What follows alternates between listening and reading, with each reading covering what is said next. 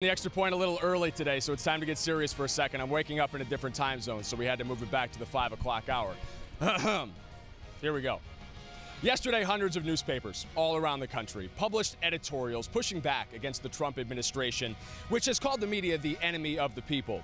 Now, the articles were self-described not as anti-Trump, but as pro-press, just to remind people how important the First Amendment is in this country. And these days, it seems like the news cycle is constantly dominated by the virality of a given piece of content and not necessarily whether or not what's in it is true.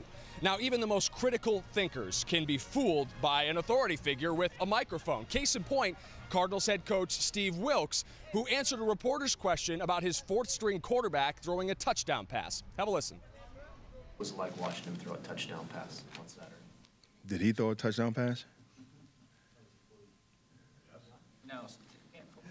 I didn't see him throw no touchdown pass. Yeah, I didn't see him throw no touchdown pass. He's not doing too well. Next question. I'm just messing with you. He did.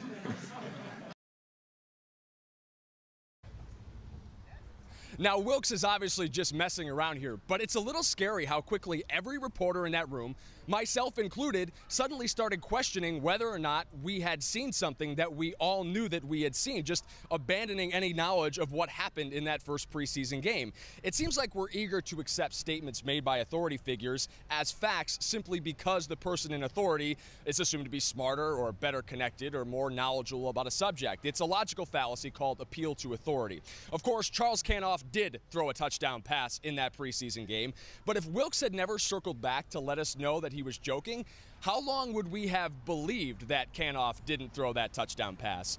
It's kind of scary to think about. Now more than ever, media is a two-way street. It's our job to present the facts as clearly as possible, but it's your job as the viewer to think critically and then, to the best of your ability, form your own opinion.